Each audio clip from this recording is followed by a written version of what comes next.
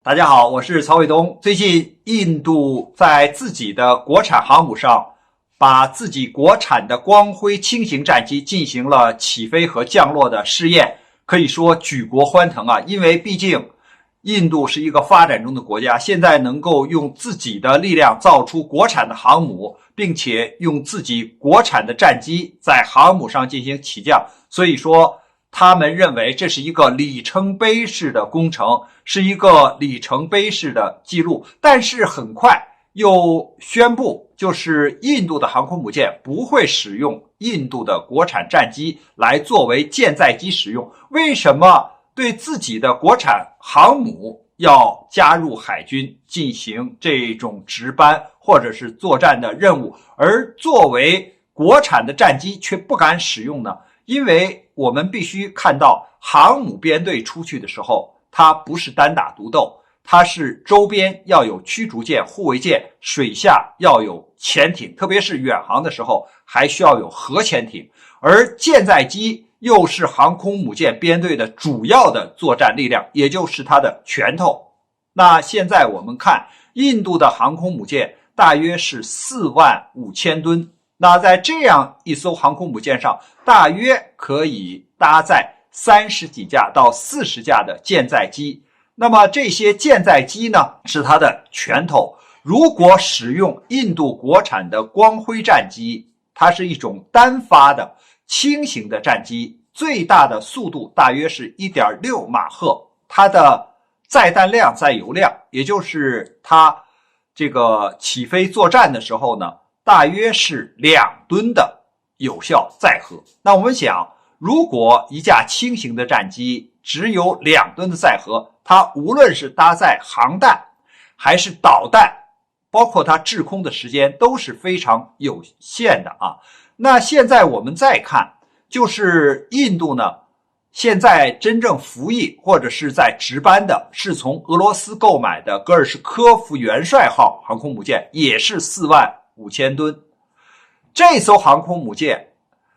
它现在使用的作战飞机，也就是舰载机，是俄罗斯生产的米格 29K， 而米格 29K 它是双发的战机，它的有效的载荷大约是8吨到9吨，所以它一架飞机所搭载的这个弹药是印度国产光辉战机的4倍以上。那么如果就是把米格 29K 这样的战机用在印度自己现在生产的国产航母上，它叫蓝天卫士号上，那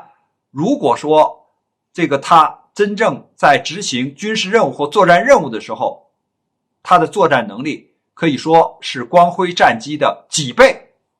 我们知道，在航空母舰上，机库的也就是甲板以下这个机库的容量是非常有限的。舰载机它的机翼包括尾翼都要折叠。那你现在如果用印度的光辉战机，如果达到米格 29K 这样的能力，那可能就需要60架。而你这整个的航空母舰最多的载机量可能就40架，那另外20架飞机怎么办？没处可放。那么如果使用就是俄罗斯的米格 29K， 当然它的作战效率会很高，所以印度说我不能使用自己国产的这个战机。再有呢，就是它现在在法国的阵风和美国的超级大黄蜂这2款舰载机上呢也在进行选择，因为美国和法国也在积极的向印度推销自己的舰载机，但是美国的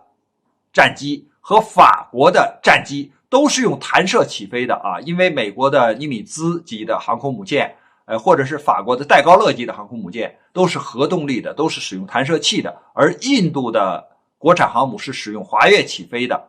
这种方式，所以它必须要考虑将来引进美国或者法国的舰载机是否能够在它的国产航空母舰上进行这种使用。所以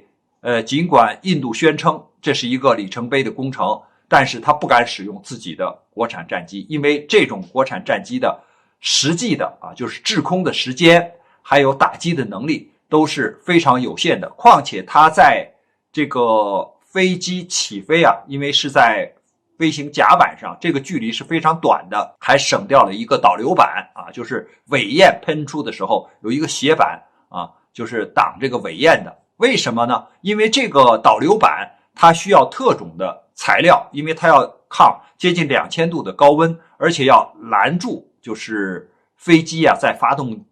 这个准备起飞之前高温的这个尾焰。它为什么省掉？因为没有这个导流板之后呢，可能这些尾焰这个高温就要喷射到飞行甲板上，就要可能啊对后边啊就是甲板后面你不能站人，不能有其他的设备，不然的话会造成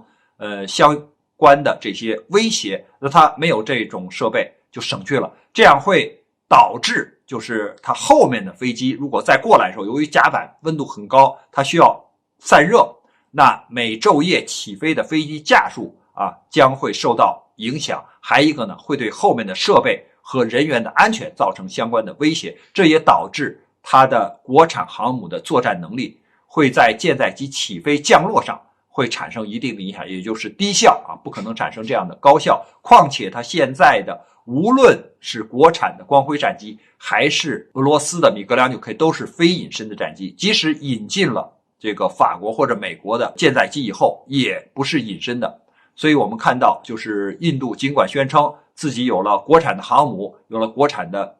舰载机，但是呢，它真正形成战斗力还有相当长的这个时间。关于这个话题呢，我们今天先聊到这儿，感谢大家观看本节目，我们下期节目再见。